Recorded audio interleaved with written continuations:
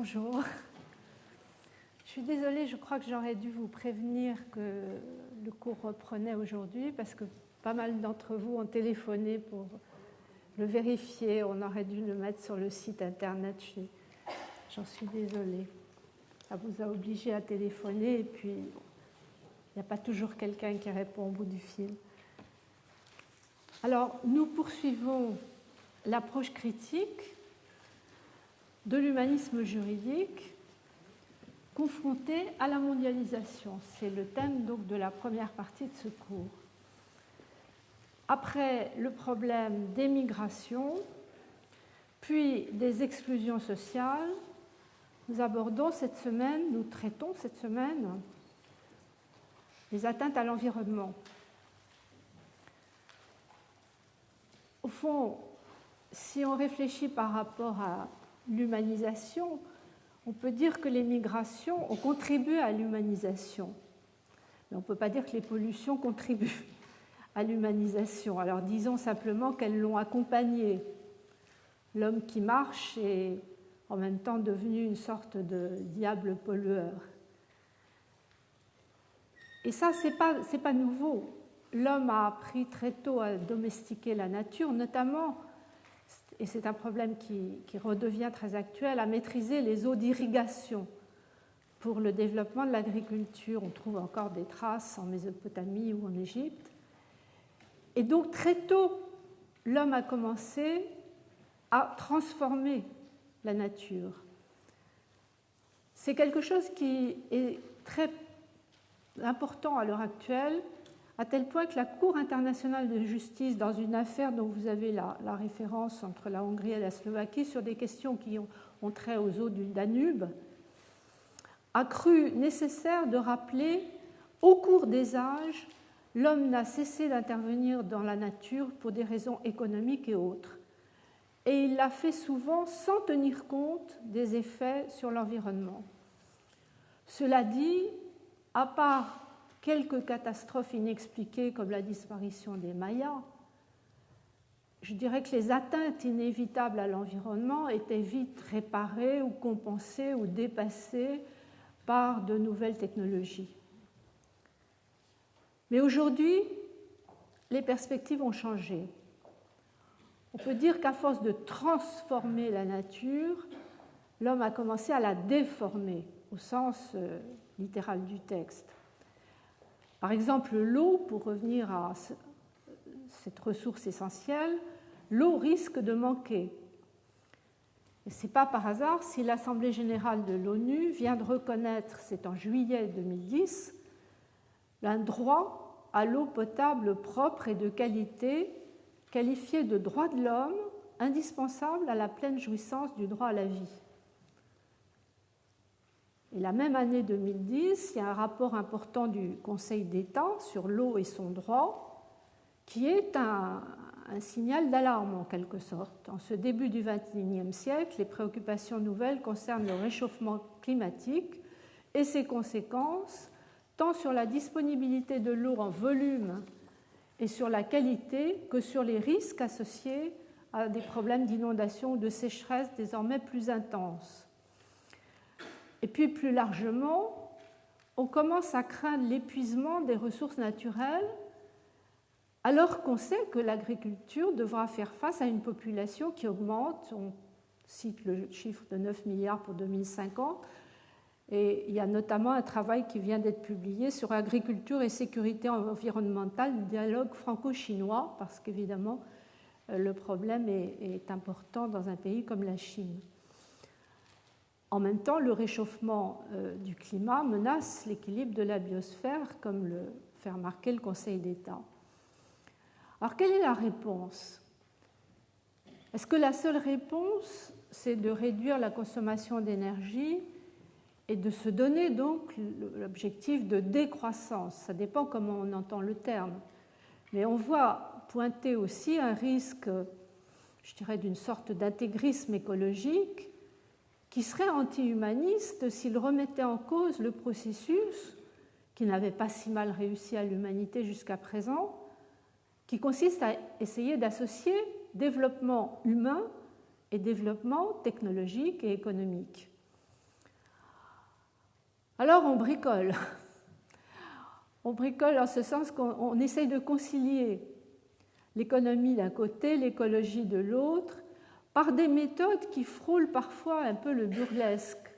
Je pense à la liste de quelques 500 biens environnementaux, entre guillemets, qui a été publiée il y a quelques années, en 2005,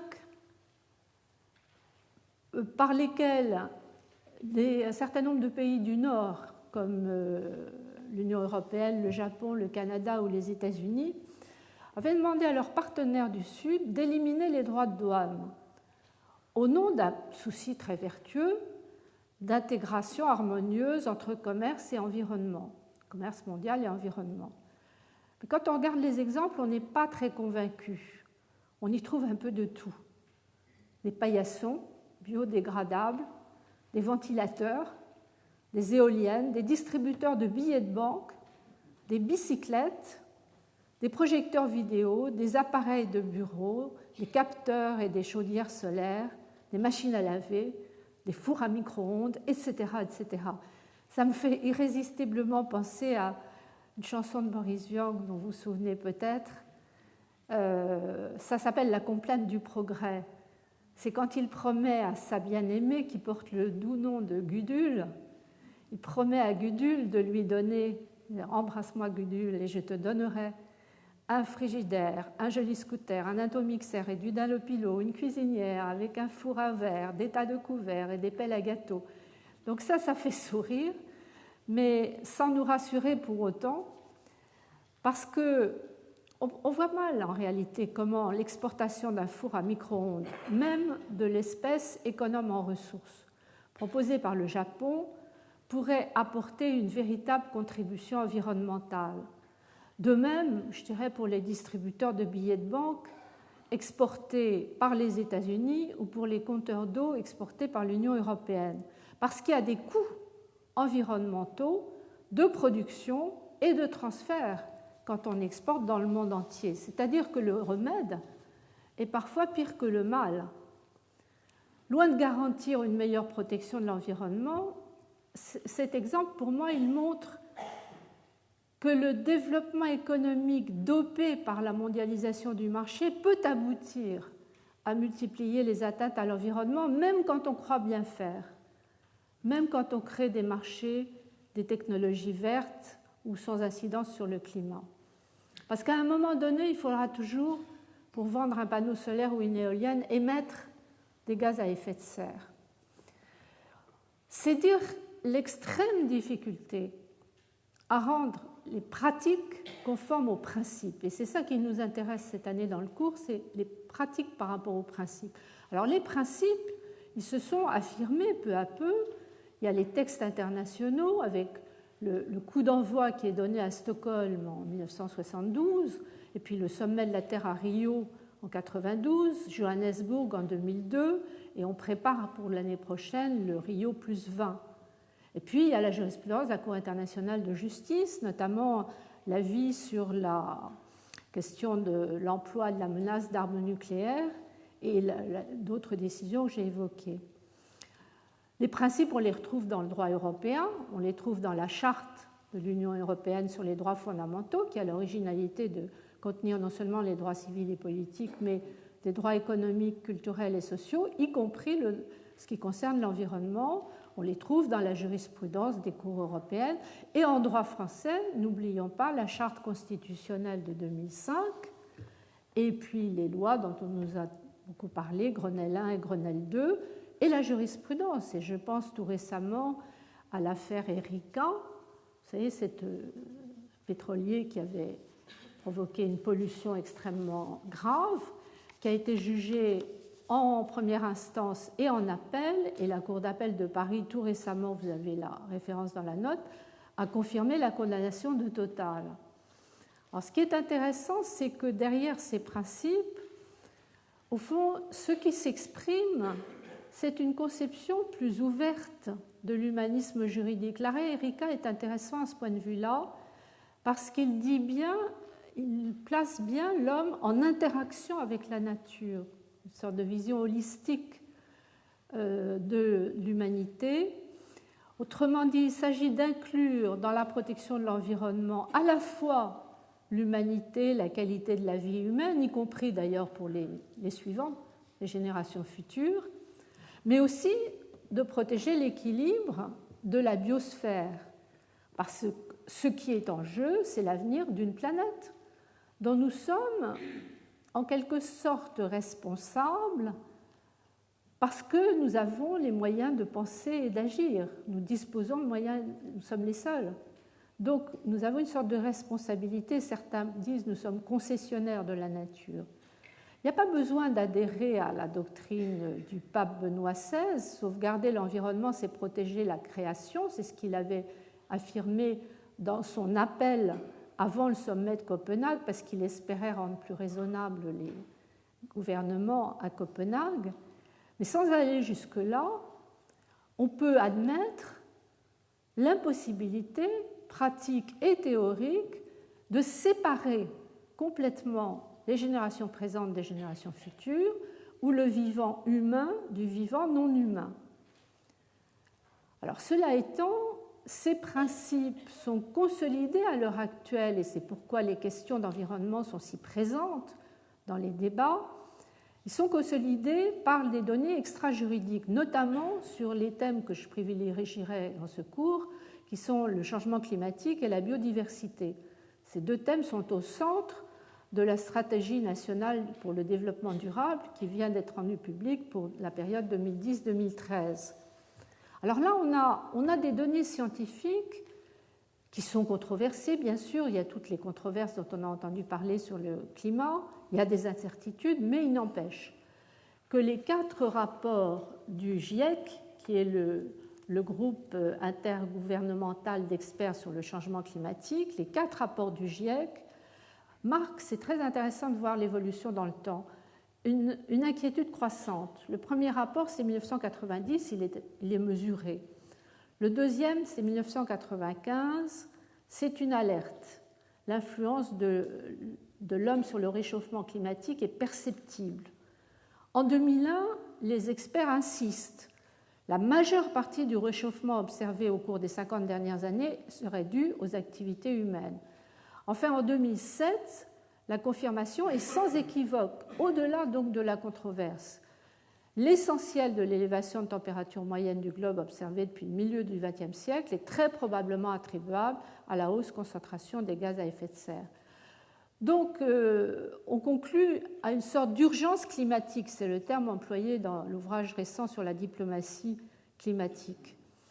On conclut à l'urgence, d'autant que les économistes vont dans le même sens. Je pense aux travaux de Nicolas Stern et de mon collègue ici, Roger Guenry, qui ont démontré qu'à moyen terme, l'inaction est plus coûteuse que l'action.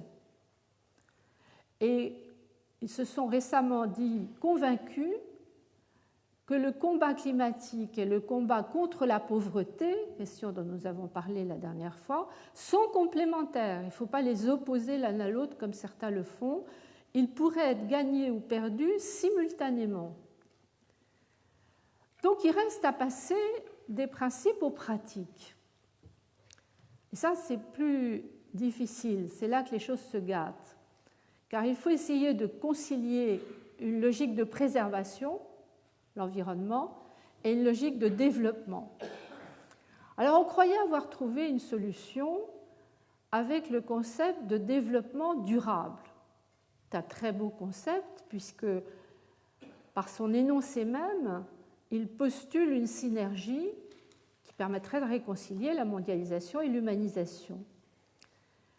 Mais en regardant la situation de plus près, on découvre qu'entre le droit économique et le droit de l'environnement, la synergie n'est parfois qu'un trompe-l'œil.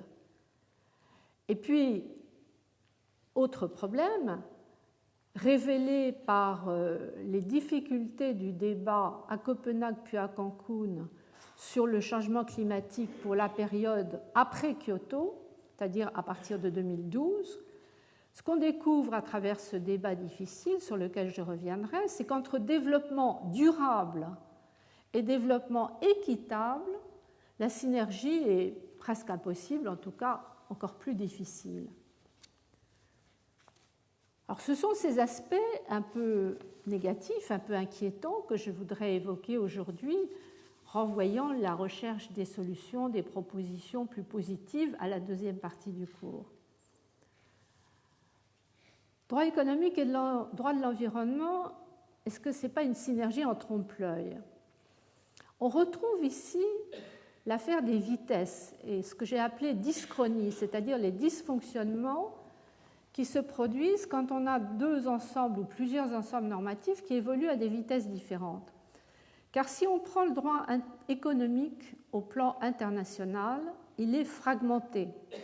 Il y a le droit du développement, distinct du droit du commerce et distinct du droit des investissements. Ce ne sont pas les mêmes dispositifs et ce sont des dispositifs qui évoluent à des vitesses différentes. Donc la synergie souhaitée avec l'environnement est particulièrement difficile.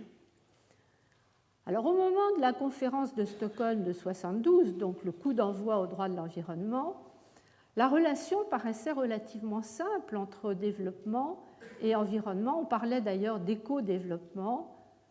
Il y a des principes dans cette déclaration qui sont assez clairs. Le principe 8, le développement économique et social est indispensable. Principe 9, il est nécessaire d'accélérer le développement. Donc là, les choses paraissaient simples. Et puis, peu à peu, on a pris conscience du risque, notamment d'épuisement des ressources, et cela va susciter l'apparition de ce concept de développement durable qui a été officialisé, on sait toujours la référence qu'on cite, en 1987, dans le rapport Notre avenir à tous, adopté par la Commission de l'ONU sur l'environnement et le développement, commission qui avait été créée quelques années avant, et qui cette année-là était présidée par Madame Gro Brundtland, qui, avant d'être Premier ministre de Suède, avait été ministre de l'Environnement. Donc évidemment, elle était sensible à la fois aux aspects économiques et aux aspects environnementaux. Et le rapport dit clairement qu'il est temps d'interrompre la spirale descendante du déclin écologique. Alors c'est le deuxième chapitre du rapport qui consacre le développement durable comme un développement qui répond aux besoins du présent sans compromettre la capacité des générations futures de répondre aux leurs. À l'époque, les marques d'intérêt ont été assez limitées. Le rapport n'a pas eu beaucoup d'influence sur le moment. Il faut dire que le monde restait divisé en deux blocs hostiles, c'était encore la période de la guerre froide, le commerce était faiblement mondialisé. C'est en fait à partir de la fin de la guerre froide que la liberté du marché va devenir prioritaire et que alors, le développement durable va devenir une sorte de formule magique supposée résoudre le problème et concilier commerce et environnement. Dès 1992, la déclaration de Rio, qui est adoptée au sommet de la Terre, relie explicitement les deux objectifs, le libre-échange et la protection de l'environnement. Les États doivent coopérer pour promouvoir un système économique international ouvert et favorable, propre à engendrer une croissance économique et un développement durable dans tous les pays. Mais c'est surtout à partir de la création de l'Organisation mondiale du commerce en 1994, dans le prolongement des accords du GATT de 1947, que ce concept va connaître un succès foudroyant. Au fond, c'est une sorte de concept miraculeux. Il n'y aurait pas à choisir entre la mondialisation du commerce et la protection de l'environnement. Le marché garantira les deux. C'est un peu ce que sous-entend le préambule de l'accord de Marrakech qui crée l'OMC. Les États sont orientés d'emblée vers l'objectif de relèvement des niveaux de vie, réalisation du plein emploi et d'un niveau toujours plus élevé de revenus réels et l'accroissement de la production et du commerce de marchandises et de services, donc croissance. Et alors on en arrive au postulat, toujours dans le préambule, que cet accroissement de la production et du commerce permettra l'utilisation optimale des ressources mondiales conformément à l'objectif de développement durable. On retrouve la formule en vue de protéger et préserver l'environnement et de renforcer les moyens d'y parvenir. Donc ce concept va devenir très vite le mot de passe, on le retrouve partout, à commencer par le rapport OMC-PNUE, alors c'est le Programme des Nations Unies pour l'environnement, concernant commerce et changement climatique en 2009. C'est l'idée qu'il y aurait une compatibilité entre développement économique et développement écologique. Et cette idée, on la retrouve dans les textes de l'Union européenne, que ce soit le traité sur le fonctionnement de l'Union, article 11, ou la Charte des droits fondamentaux, article 37. On les retrouve dans notre Code français de l'environnement et dans notre Charte constitutionnelle, et on retrouve dans la Stratégie nationale de développement durable. Ce qui est intéressant dans la stratégie 2010-2013, c'est qu'on nous donne une définition assez évolutive du concept de développement durable en disant que ce n'est pas un état prédéterminé, c'est un processus, j'aime mieux l'expression, c'est un processus concerté d'amélioration, différent selon les cultures et les priorités que se donne une société, mais qui vise à une meilleure prise en compte de l'environnement. Le problème, c'est que le marché favorise le rendement et le profit, ce qui n'appelle pas les mêmes comportements, ni surtout les mêmes temporalités que l'environnement, dont la protection suppose ménagement et préservation. Alors, comment faire pour concilier les valeurs marchandes et les valeurs non marchandes? Au minimum, il faut essayer de les placer à égalité. Il ne faut pas créer un handicap au départ.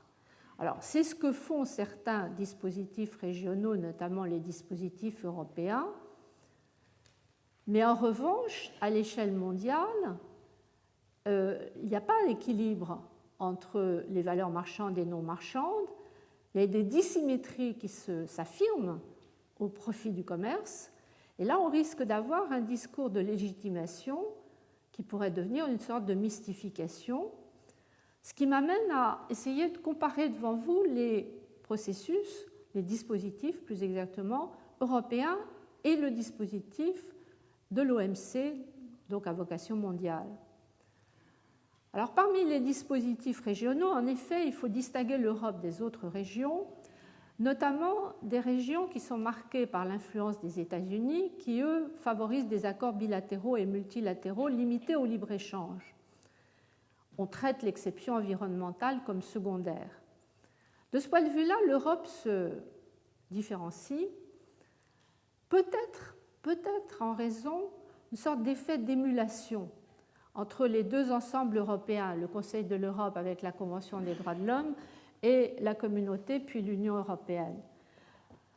Alors que du côté du Conseil de l'Europe, alors qu'aucun article de la Convention des droits de l'homme ne fait référence à l'environnement, la Cour des droits de l'homme va utiliser le droit à la vie privée, le droit de propriété, parfois le droit à la vie, pour bâtir en quelques années un véritable cadre juridique dans lequel la défense de l'environnement peut, et elle dit doit d'ailleurs, l'emporter sur les impératifs économiques.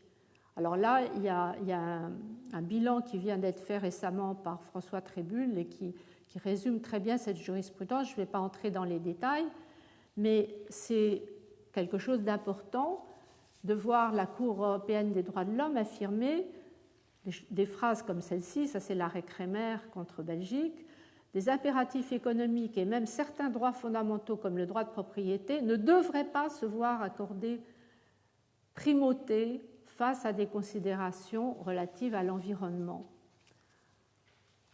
Alors, il y a eu un projet de protocole additionnel à la Convention des droits de l'homme sur le droit à un environnement sain qui semble plus ou moins abandonné par l'Assemblée parlementaire comme étant source d'insécurité juridique et surcharge pour la Cour. Mais je crois que le problème n'est pas grave de ce point de vue-là, parce qu'en même temps, le droit de l'Union européenne est en plein développement. Alors c'est vrai que l'Union, la communauté d'abord, puis l'Union, ont très tôt marqué une ambition environnementale. Et le principe de conciliation d'intérêts différents, marchands et non marchands, a été affirmé très clairement par la Cour de justice, qui s'appelait à l'époque des communautés, de la manière suivante: le concept de développement durable ne signifie pas que les intérêts de l'environnement doivent nécessairement l'emporter sur les intérêts défendus par d'autres politiques, mais met l'accent sur l'équilibre nécessaire entre des intérêts parfois contradictoires qu'il convient de concilier. Alors le point essentiel, et c'est la comparaison qu'on va faire avec l'OMC ensuite, c'est que le droit de l'environnement dans le droit européen, dans notre droit communautaire, n'est pas défini comme une exception. Il fait partie, à part entière, des objectifs et des compétences communautaires. Et le juge européen a directement les moyens d'intégrer le droit de l'environnement parce qu'il dispose de tout un arsenal de droits écrits au sein des traités et au sein du droit dérivé. Donc son rôle est simplifié d'une certaine manière, il doit seulement interpréter les textes. Sa marge d'interprétation varie selon le degré de précision des textes. Mais dans son ensemble, je dirais droit écrit et jurisprudence, le droit européen intègre largement le droit de l'environnement. Il y a même des domaines où il est en pointe, notamment ce qui concerne les émissions de gaz à effet de serre, où l'Union a anticipé sur l'entrée en vigueur du protocole de Kyoto, qui était prévu en 2005, en adoptant une directive dès l'année 2003, ce qui fait que cette directive a pu entrer en vigueur début 2005. Alors, comme vous le savez, on a créé un marché des permis où on négocie les quotas d'émissions qui sont distribués. C'est un dispositif qui est inspiré de pratiques qui avaient été mises en place notamment aux États-Unis dans les années 70 pour réduire les pollutions atmosphériques et qui s'était révélé assez efficace. L'astuce, c'est d'utiliser le marché pour tenter de limiter la production de gaz à effet de serre à des quotas qui sont fixés d'avance. Alors, au fond, c'est une politique des quantités qui permet de fixer à l'avance les objectifs. Ce n'est pas une politique de prix. Donc, on ne connaît pas les coûts, mais on connaît les objectifs. C'est l'inverse d'une politique de prix où on connaît les coûts, mais on ne connaît pas les résultats. C'est un choix. Et l'Union européenne a donc intégré par la suite cette directive de 2003 à ce qu'on appelle le paquet climat-énergie qui a été adopté fin 2008 avec l'objectif très ambitieux de réduire de 20% d'ici à 2020 les émissions et en même temps une certaine souplesse, l'objectif de moduler l'effort des différents États et des différents secteurs, donc approche par État et par secteur, en tenant compte des circonstances propres à chacun. Donc malgré tout, une certaine souplesse. En somme, l'exemple européen montre que le droit de l'environnement est compatible avec le droit économique à condition que le droit de propriété et le libre exercice des activités économiques n'apparaissent pas comme des prérogatives absolues. Ce sont les termes mêmes qu'emploie le tribunal de l'Union européenne dans l'affaire Arcelor qui a été tout récemment jugée en mars 2010. Autrement dit, la condition, la clé pour faire une vraie conciliation entre des valeurs apparemment antinomiques, c'est la symétrie. Or, les dispositifs de l'OMC, l'Organisation mondiale du commerce, sont ouvertement dissymétriques.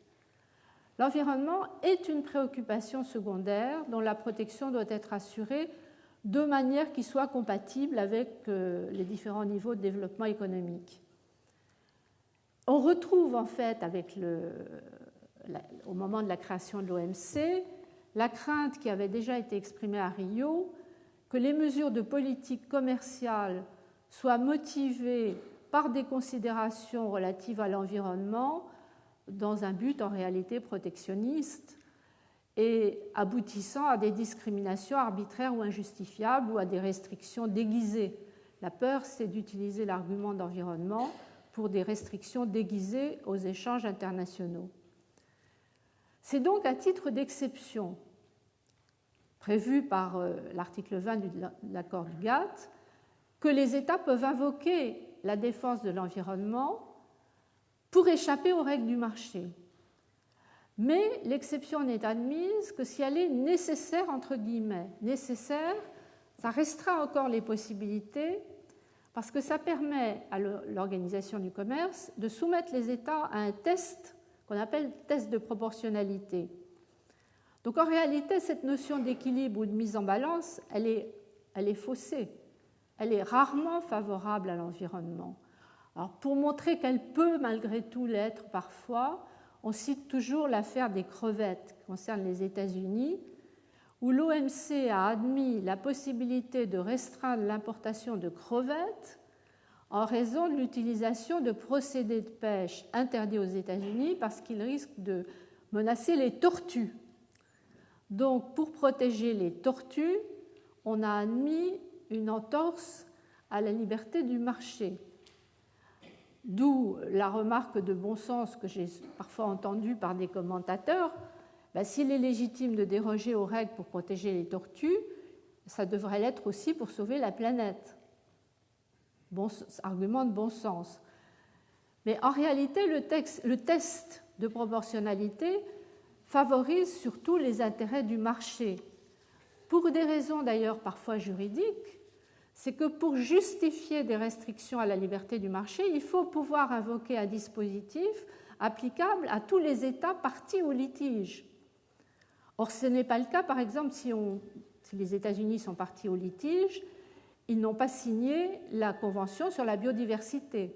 Donc, on ne peut pas l'invoquer à ce moment-là comme argument.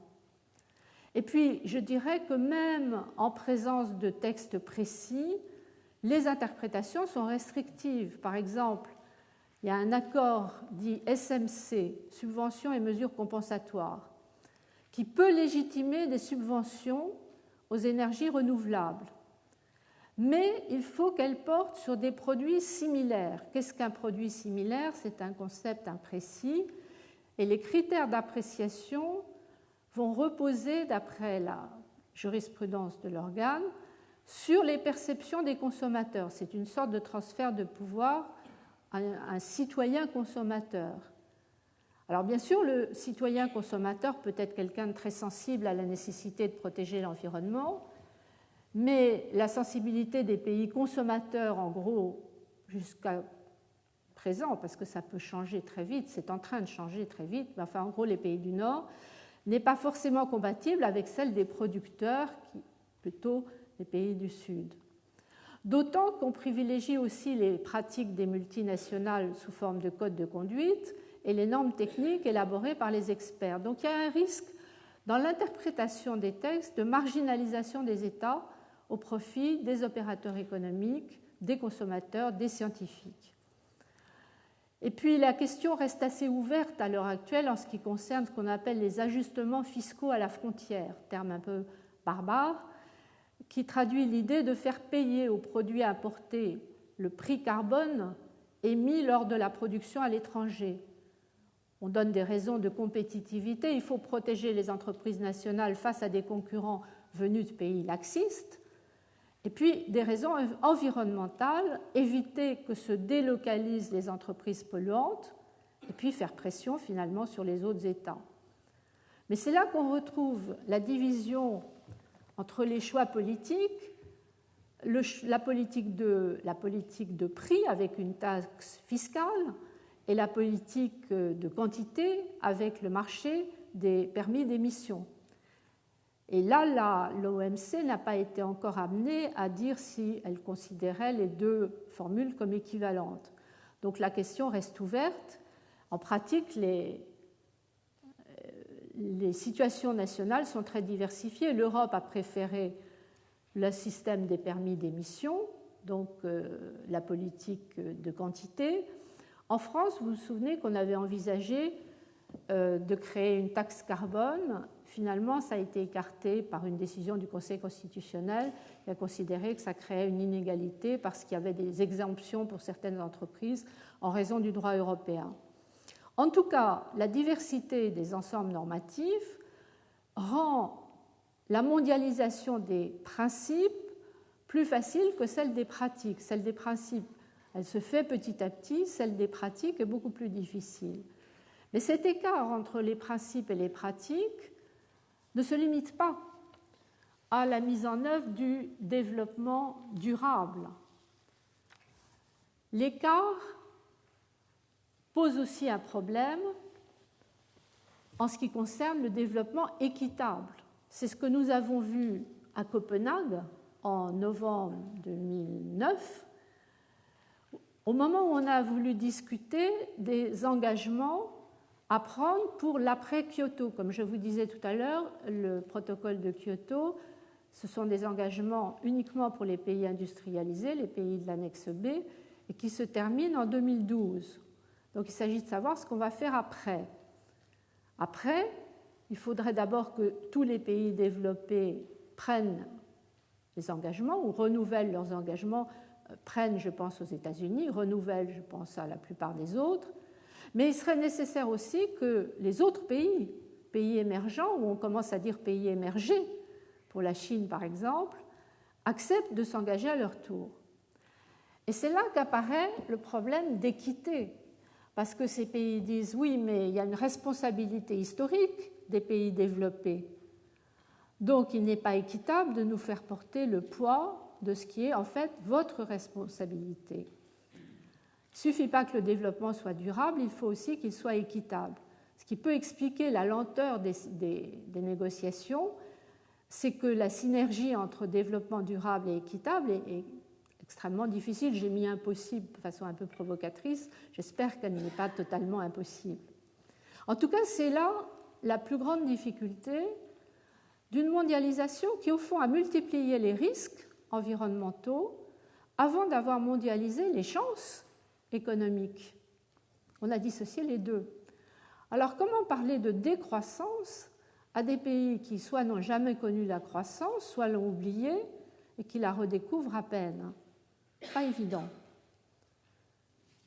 D'ailleurs, dans le rapport mondial sur le développement humain qui a été élaboré par le Programme des Nations Unies sur le développement et qui portait en 2007-2008 sur la lutte contre le changement climatique, Madame Brundtland était revenue, ça faisait les 20 ans par rapport au rapport de 1987, elle était revenue pour souligner que 20 ans après son premier rapport, elle reconnaissait que la durabilité n'est pas un concept abstrait. La durabilité consiste à trouver un équilibre entre la planète et ses habitants, de façon à répondre aux problèmes de pauvreté actuels, tout en veillant aux générations futures. Et ce qui est important au passage, c'est que le PNUD présente le changement climatique comme le problème le plus important et le plus urgent. Il se réfère d'ailleurs au dernier rapport du GIEC que j'évoquais et au rapport de Nicolas Stern. Alors, ce qui est intéressant aussi dans ce rapport récent, c'est que le PNUD présente la lutte contre le changement climatique comme un impératif de solidarité humaine dans un monde divisé et considère que le changement climatique, ce serait une tragédie qui annoncerait une violation systématique des droits de l'homme pour les pauvres, les générations futures et un grand pas en arrière pour les valeurs universelles. De façon plus concrète, le rapport souligne que l'interdépendance écologique n'est pas un concept abstrait. C'est par là qu'on peut peut-être espérer trouver une solution. Il y a une interdépendance écologique, et ça, tous les peuples, toutes les nations doivent s'en rendre compte. Nous n'avons qu'une même atmosphère, nous avons la même et nous n'en avons qu'une atmosphère. Alors le monde est divisé, les cycles de carbone ne respectent pas les cycles politiques, c'est vrai, ce n'est pas pratique. Mais aucun pays ne peut gagner seul la bataille contre le changement climatique. Alors à partir de là, les principes sont clairement posés au nom des responsabilités morales de tout membre d'une communauté humaine et au nom d'une responsabilité de protection de la Terre comme un bien commun. Mais on est toujours au niveau des principes. Qu'en est-il des pratiques ? Et là, l'examen montre qu'on est encore loin du but. Alors, toujours en reprenant les mêmes exemples, on est loin du but en matière de climat et on est loin du but en matière de biodiversité. En matière de climat, on aurait pu être optimiste, en fait, jusqu'à Copenhague, parce que les choses avaient été assez vite. Le protocole de Kyoto, c'est 1997. entrée en vigueur assez vite, puisque finalement il fallait la ratification de la Russie qui a déclenché l'entrée en vigueur pour atteindre le nombre requis, et ça c'est 2005. Et en 2010, le texte avait été ratifié par 190 États, ce qui est quand même beaucoup. Donc la synergie entre protection du climat et organisation d'un marché, en l'occurrence le marché des émissions de gaz, pouvait sembler exemplaire, à la fois efficace, développement durable, et légitime, développement équitable. Mais en réalité, les pratiques démentent cet optimisme. Si on regarde au point de vue de l'efficacité, le dispositif de Kyoto a un mécanisme très sophistiqué. À la fois, certains disent c'est la carotte et le bâton. Il y a à la fois un système de prévention qui est exercé par un groupe qui est devenu la chambre de facilitation, qui fournit des conseils, qui peut faciliter l'établissement des rapports ou des engagements chiffrés. Et puis, il y a une chambre de l'exécution qui applique des sanctions en réalité, qui constate, on ne dit pas violation, parce que c'est un gros mot, mais on dit la non-conformité. Et en constatant la non-conformité, elle indique les mesures à prendre. Alors, il y a réduction des quantités d'émissions et il peut y avoir une pénalité de 30%. Ajoutez à cela qu'il y a un système de recours devant la conférence des États parties.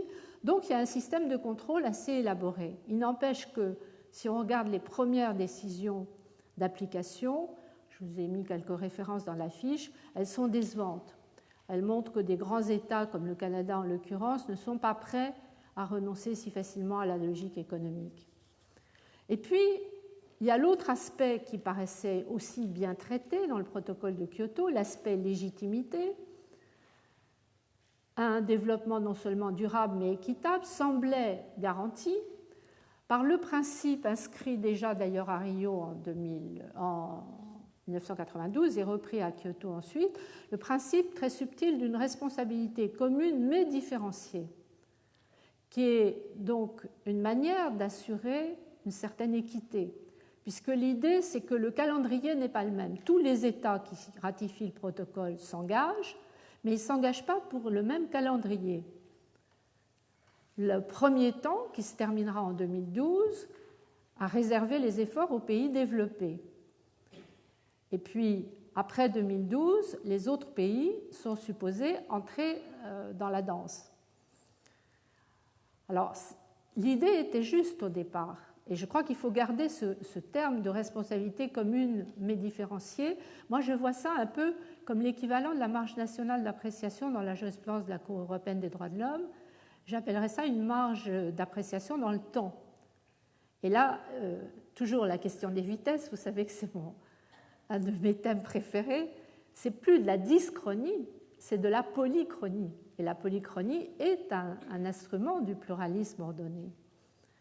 Cela étant, il y a des effets pervers parce qu'avec 190 ratifications, on ne touche que 30% des émissions mondiales. Alors bien sûr, il y a le problème de la ratification des États-Unis, mais il y a aussi le problème des grands pollueurs comme la Chine et quelques autres qui ne sont pas encore engagés. Autrement dit, le principal problème de l'après-Kyoto, c'est de convaincre tous les États à s'engager, donc de trouver un accord sur le partage des responsabilités et le partage du coût. Et à Copenhague, c'est vrai qu'on a constaté une sorte de retour à l'égoïsme de chaque pays. Pas le sentiment d'appartenir tous à la même communauté, mais chacun défendant ses intérêts. L'Europe pensait jouer un rôle moteur. Peut-être que les Européens ont été un peu maladroits dans la manière de mener les négociations. On dit, c'est dans l'ouvrage sur la diplomatie climatique, qu'ils auraient manqué de finesse en voulant imposer leur modèle à des pays qui ont des structures très différentes. Parce que c'est vrai que le système européen du marché du carbone est extrêmement sophistiqué. Il n'est pas forcément transposable dans tous les pays, notamment les pays en développement. Quoi qu'il en soit, Copenhague n'a pas débouché sur une solution pour l'après 2012. En revanche, à Cancun, alors c'était en décembre 2010, on a aboutit à un accord. Et là, ce n'est pas l'Europe qui a joué le rôle moteur. L'Europe était un peu en retrait. Ceux qui ont joué un rôle moteur sont d'une part ce qu'on appelle le G2, les États-Unis et la Chine, et puis d'autre part les États émergents, et notamment l'Inde et le Mexique qui présidaient. Alors, quel est le bilan de Cancún? C'est un bilan mitigé. D'un côté, l'accord préserve la continuité entre la période de Kyoto et la période suivante, donc préserve la possibilité d'un nouveau traité, mais ne garantit pas ce nouveau traité. Il faudra attendre fin 2011, le sommet de Durban, pour savoir si on arrive effectivement au nouveau traité. Et il ne reste plus beaucoup de temps, parce que ce dont on a besoin pour une application pratique d'un développement à la fois durable et équitable, c'est d'un certain nombre de conditions, des conditions financières.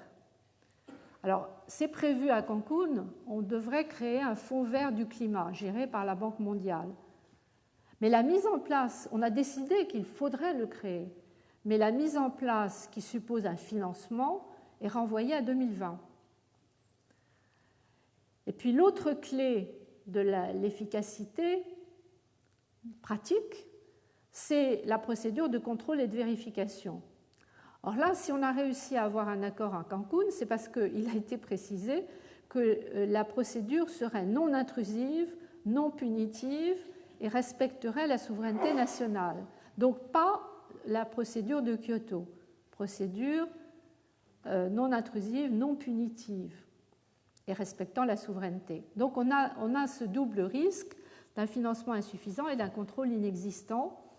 Et on retrouve exactement le même problème avec, c'est le deuxième exemple que je vous donnerai sur cette question du développement équitable, la Convention de Rio sur la biodiversité.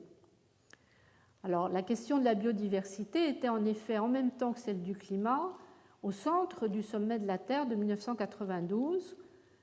On reconnaît à ce moment-là la souveraineté des États sur leurs ressources génétiques. Et l'objectif, c'est d'abord de conserver la diversité biologique, mais très vite, on s'aperçoit que cet objectif n'est pas isolé, ne peut pas être isolé des données économiques. Et là, je vous renvoie à l'ouvrage de Marie-Angèle Hermite que j'ai indiqué dans la fiche. Pourquoi ce lien avec l'économie? Tout simplement parce qu'à partir des années 90, on a admis la brevetabilité du vivant, ce qui permettait à des acteurs économiques des pays riches en biotechnologie de s'approprier comme titulaires de brevets des droits exclusifs sur le vivant, humain ou non humain.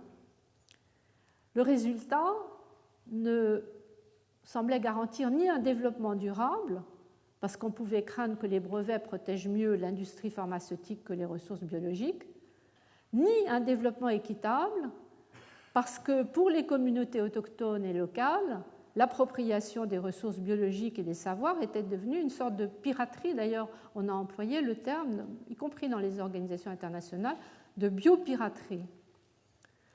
Donc, on a lancé l'idée de créer des nouveaux droits de propriété intellectuelle de manière à reconnaître la valeur des savoirs traditionnels à partir des registres, qu'on a commencé à faire des registres et des bases de données, de manière à reconnaître la valeur des savoirs traditionnels et à assurer un rééquilibrage. Mais évidemment, les États membres de l'Organisation mondiale de propriété intellectuelle, l'OMP, étaient divisés. Et aucune position commune ne s'était dégagée des précédentes conférences des États parties à la Convention sur la diversité biologique. Il y a régulièrement des conférences des États parties. On n'était pas arrivé à un résultat. Il y a un petit résultat à Nagoya en octobre dernier. Donc Cancún en décembre, Nagoya en octobre, c'est plutôt un léger encouragement. À Nagoya, les 193 États membres de la Convention sur la biodiversité ont clairement reconnu le devoir des utilisateurs de lutter contre la biopiraterie et les droits des communautés indigènes. Et il y a un accord APA pour l'accès et le partage des avantages tirés de l'exploitation des ressources génétiques. Donc en termes d'équité, c'est important. C'est important, mais ce n'est qu'une première étape. Du point de vue pratique, les négociateurs ont essayé, pour faire pression sur les États, de faire valoir ce que j'appelle un scénario catastrophe, en disant il est urgent d'agir pour éviter la disparition de notre espèce. Il y a tout un paragraphe sur, après tout, ce serait la 6e disparition après celle des dinosaures. C'est un phénomène naturel, maintes fois observé et parfois nécessaire. Donc, ils ont vraiment joué scénario catastrophe. Et du coup, on a adopté 2 avancées. D'une part, mais ça se passe toujours en plusieurs temps, une décision invitant l'Assemblée générale des Nations unies à créer l'équivalent du GIEC pour la biodiversité, pour renforcer l'interface entre la science, les scientifiques, et les responsables politiques. Alors, le nom est en anglais, comme toujours, IPBES, Intergovernmental Science Policy Platform on Biodiversity and Ecosystem Services. On va l'oublier aussitôt qu'on l'a dit. Et le sigle est difficile, IPBES. Donc, pour le moment, il n'est pas créé, mais il est décidé d'inviter les Nations unies à le créer. Et c'est vrai que quand on voit le rôle moteur qu'a joué le GIEC en matière climatique, on peut penser que ça, c'est une des clés, parce que la pression de la communauté scientifique peut jouer un rôle très efficace. Et puis, il y a une autre avancée qui est l'adoption d'un plan stratégique d'action pour 2020, une sorte de plan, si vous voulez, de préservation de la biodiversité. Autour d'un certain nombre d'objectifs, il y a 20 objectifs qui sont définis. Par exemple, diviser par 2 la destruction des habitats naturels, dont les forêts, et lorsque c'est possible, arrêter totalement ces destructions. Donc il y a une énumération d'objectifs. Ça, c'est important aussi d'avoir des objectifs. Un des points forts du protocole de Kyoto, c'était de fixer des objectifs. Et un des enjeux de l'après-Kyoto, c'est là aussi la question des objectifs. Cela dit, à supposer que le GIEC de la biodiversité, je préfère l'appeler comme ça c'est plus facile à prononcer, soit finalement créé, et à supposer que le protocole de Nagoya entre en vigueur comme prévu en 2012, il reste à assurer un partage équitable des ressources génétiques entre pays du Nord et pays du Sud et une protection durable, équité et durée de la biodiversité. Autrement dit, il faudra arriver à rétribuer les pays possédant des ressources génétiques quand elles sont utilisées notamment par des entreprises du secteur de la chimie ou de l'agriculture. Et l'accord, maintenant, implique que les pays donnent leur consentement, les pays producteurs donnent leur consentement pour l'exploitation de leurs ressources et de leur savoir traditionnel. Donc, en principe, une entreprise ou un organisme de recherche devra déposer une demande officielle auprès des autorités du pays concerné pour pouvoir exploiter, utiliser la ressource. Dans certains cas, on pourra d'ailleurs demander aux communautés locales. Et l'idée, c'est de créer un centre d'échange contrôlé par une procédure de surveillance mise en place dans chaque pays. Mais vous voyez toute la lourdeur que ça représente. Ici encore, je dirais que tout va dépendre de l'efficacité des contrôles. J'ai vu déjà que certaines organisations non gouvernementales s'inquiètent de la définition trop vague des points de vérification, checkpoints, dans les pays qui exploitent les ressources. Et puis, tout dépendra du mécanisme financier. Et le mécanisme financier, comme d'habitude, reste en débat. La question n'est pas tranchée. Alors, face à cette situation, je pense qu'il y a plusieurs aiguillons possibles. J'ai parlé du rôle des experts. Il y a aussi tout simplement le rôle des citoyens qui ne se considèrent pas seulement comme citoyens d'un pays, ou d'une région, nous sommes citoyens européens et pas seulement citoyens français, mais qui se considèrent déjà peut-être aussi comme citoyens du monde. Et je crois que dans les réponses possibles, mais là j'anticipe déjà un peu sur ce qui sera la deuxième partie, dans les réponses possibles à une situation qui est manifestement pas du tout satisfaisante pour la préservation de l'environnement, il y aura l'importance des initiatives citoyennes, les propositions pour améliorer la mise en œuvre de la responsabilité, et puis une réflexion sur l'articulation entre générations présentes et futures.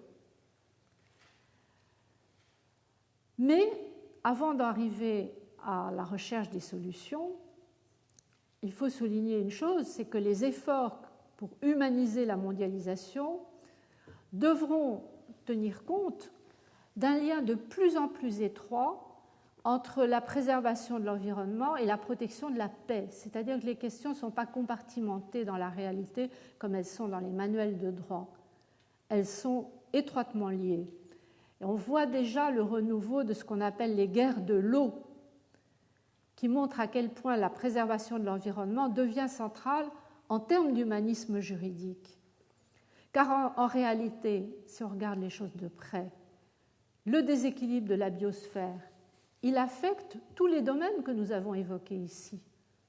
Les migrations, puisqu'on commence à parler et à s'inquiéter des réfugiés climatiques, et c'est un point qu'il faudra revoir dans les réponses possibles. Il y a plusieurs organisations non gouvernementales qui ont établi un projet de convention sur la protection des réfugiés climatiques. Ça fait partie de ces initiatives qui, bout à bout, ouvrent peut-être un chemin. Mais il y a un lien aussi avec les exclusions sociales. C'est la formule de Roger Guenry. Le combat climatique et le combat contre la pauvreté doivent être menés simultanément. On les gagnera ou on les perdra ensemble. Et puis, il y a un lien avec les conflits armés, les guerres de l'eau, mais aussi les conflits armés qui sont, on pourrait dire, attisés par la rareté des ressources disponibles. Ce n'est sans doute pas un hasard si la définition du crime de guerre qui figure dans le statut de la Cour pénale internationale englobe les atteintes à l'environnement, certaines atteintes dans certaines conditions. Et ce n'est pas non plus un hasard si la doctrine, et je pense à des propositions que nous avons faites avec Laurent Néret dans le petit que sais-je sur le crime contre l'humanité, la doctrine commence à envisager plus largement l'incrimination des atteintes graves à l'équilibre de la biosphère. Alors, il ne faut pas faire un délit trop large et trop ouvert, c'est toujours le droit pénal à manier avec délicatesse et modération, je dirais. Mais à condition que ces atteintes soient systématiques ou généralisées, elles pourraient figurer dans la catégorie des crimes les plus graves inscrits dans le statut de la Cour pénale internationale. Autrement dit, vous voyez, tout s'enchaîne et nous aborderons donc la semaine prochaine la question des crimes internationaux où on retrouvera l'environnement mais sous un angle un petit peu particulier. Merci pour votre attention.